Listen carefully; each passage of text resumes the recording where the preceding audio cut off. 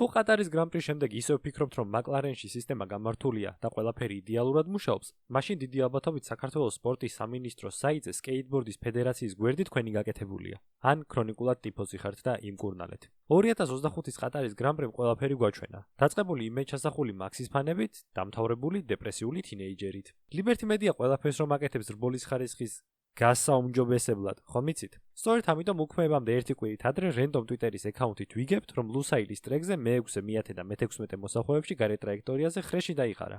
არა, უკაცრავად, ხრეში ძალიან მარტივი ნათქვამია. ორგანიზატორებმა იმის მოსაგვარებლად, რომ პილოტები ტრაექტორიიდან არ გადასულიყვნენ, პიტალო კლდეები ჩაყარეს მოსახვეებში. ჯერ იყო და ამ უწვრილეს MotoGP-ის ტრეკზე რბოლა გადაწყვიტეს. მერე მაღალი ქერბები მოხეხეს. ისე ეგ MotoGP-ზეც რო ეკნათ ხორხე მარტინი ნეკნებს არ ჩაილეწავდა. და შემდეგი ნაბიჯი რა არის? ყატარელობას აგვართმევენ? და სანამ მეტყვით, რომ ყატარია, კელვინ ყატარის ჩხუბს უყურეთ Max Holloway-სთან. ფული ჯოჯოხეთს რომ ანათებს ეხო კარგად იცით და სწორედ ამიტომ ამ უნარო ტრეკზე სპრინტიანი უქმეებით ჩავედით. კი, ტრასაზე სადაც მხოლოდ ერთი გადასასწრები ზონაა და იქაც მოკლე DRS-ია, ორგანიზატორებმა გადაწყვიტეს, რომ 300 კილომეტრიანი რბოლა არ გვეყოფოდა და კიდევ 100 დაგვიმატეს. ოღონდ ყველაფერი ასე მარტივად არ ყოფილა. ფორმულა 1-მა ქულების დათვლაში რომ გვავარჯიშა ყველა, მაგას ბუღალტერიას დაუმატა და გუნდებს ორი სავალდებულო პიტ-სტოპის შესრულება დაავალა. სტინტის მაქსიმალური სიგრძის ლიმიტად კი 25 წრე დაასახელეს. გოგოებო, ბიჭირო პრობლემას შეგიქმნით და მე დემონსტრაციულად მოგიგვარებთ. აი მაგას გავს ეს მოქმედება. უბრალოდ ალექს ალბონს ლილი ტანსაცმლის ჩაცმას არ უშლის.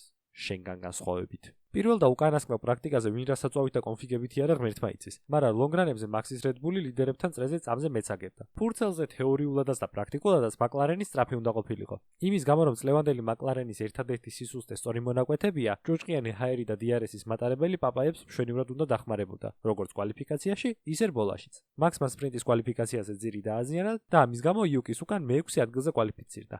McLaren-ებთან ნახევარწამიანი ჩამორჩენით. კატეხილი ძირი კიდე გიჟების წებოთი დააწევეს. სპრინტმა კიდევ არაფერი გვაჩვენა, გარდა იმისა, რომ ცა ლურჯია, ბალახი მწვანე, McLaren-ი ყველაზე სწრაფი და საბურავები უაზროდ წვდება. ნეტა რატო? ნუ სტანდარტულად სპრინტის მერე 4 საათში Red Bull-ი ბოლო-ბოლტამდე დაშალეს, სასწაულებრივად ააწყეს და ხტუნაობის პრობლემაც მოაგვარეს. კვალიფიკაციამდე მივიდნენ და როგორც აღმოჩნდა McLaren-თან 2 მიათედიც ამოიღეს. ამასობაში იუკიმ ტემპი დაკარგა.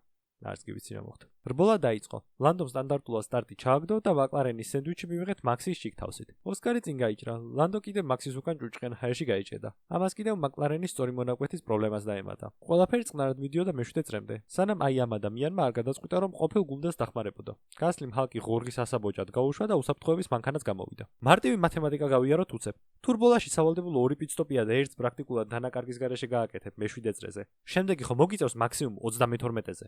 ეს თქვენი ორი შესვლელი საბურავი ისე რომ 25 წრიან ლიმიტში ეტევით. ხო ძალიან მარტივია.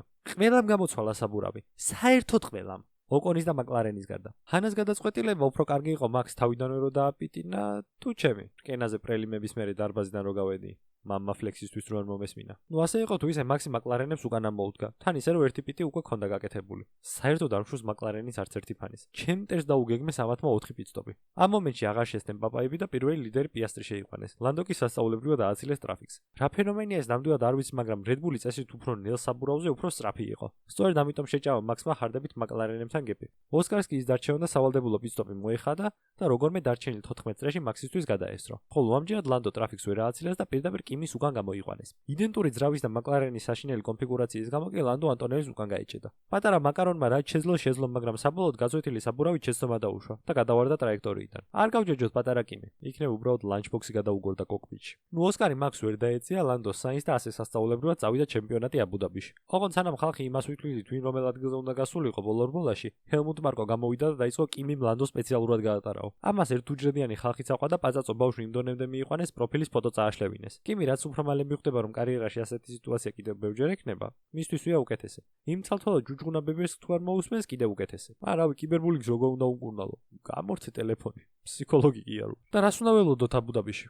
ტრასა რომელზეც ტრადიციულად საუკეთესო ბოლდი ყველაზე სწრაფია. წესით არც ეს უქმეები იქნება განსაკუთრებული. თან იმას თუ გავითვალისწინებთ, რომ კალენდარში ეს ერთადერთი რბოლა, რომელიც მზის შუქზე იწყება და მთვარის ქვეშ მთავრდება. პილოტებს სერიოზული მუშაობა დასჭირდება ტრასის ტემპერატურის დასასტაბილურებლად. ამის გამო ცვეთა მაღალი იქნება. თან თუ პირელი ყველაზე რბილ სამეულს ჩაიტანს მით უმეტეს. და რომელი გუნდი ინახავს საბურავებს ყველაზე კარგად?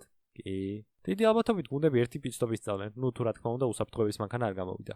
ტრასა სადაც გადასწრება მეტნაკლებად რთულია, შაბათის კვალიფიკაცია უფრო აზარტული იქნება. იმის გამო რომ Red Bull-ი აშკარად არაა საშუალო სიჩქარის მოსახვეებში McLaren-ზე ჩქარი, არ იქნება გასაკვირი თუ მთლიან მსონს საკვალიფიკაციო ტემპზე გააკეთებენ. ისე როგორც 2021-ში გააკეთეს. უბრალოდ იქ საბურავებში არ გაუმართლათ და მედიუმები გააფუჭეს. რაც არ უნდა სამაგი ტიტულის ბრძოლით ჩავიდეთ აბუ-დაბიში, რეალობას თვალი უნდა გაუსწოროთ. იმ სცენარში, სადაც მაქსი ჩემპიონი ხდება, ლანდოს პოდიუმის გარეთ უწევს დაფინიშება. რისის შანსიც ამ მანქანით ამ ტრასაზე ძალიან მიზერულია. რასაკვირველია, ისტორიულად გვინახავს ვიტალი პეტროვის უკან გაჭედილი ჩემპიონობის მთავარი კანდიდატი და კედელზე აკრული ლატიფიც. მაგრამ მაგ საქმე გაცილებით მარტივადაა. ორი ერთზე ბრძოლა უდიდეს უპირატესობას აძლევს მაკლარენს. დიდი ალბათობით პაპაები ლანდოს დააპრიორიტეტებენ და რამე გაუთვალისწინებელ შემთხვევაში ოსკარსაც გაატარებინებენ. ან საერთოდ ოსკარი მოიგებს ჩემპიონას და მაქსი ლანდოს დაამდროს. ფსიქოლოგიური თამაშები რომ მაქსის მოგონილია ეს მშვენივრად ვიცით ყველა. ლანდო რო ნერვიულობს რეებს აკეთებს, ეგეც კარგად მოგეხსენება. ერთი რისით მათ შემიძლია ისაა რომ თუ ვინმე ყავთ გარშემო, ვინც გინდათ რომ რბოლებში ჩაითრიოთ, ამაზე კარგ ვარიანტს ვერ ნახავთ. ღმერთმა იცის მაკლარენის დომინანტურ გამარჯვებას ნახავთ თუ 20-21-ის განმეორებით ჩვენებას. განწყობისთვის ადელის ჩართვა არ დაგავიწყდეთ, გაკოცეთ ჩუბლზე მარტო Red Bull-ის გულშემატკივრებს. მომავალ შეხვედრამდე.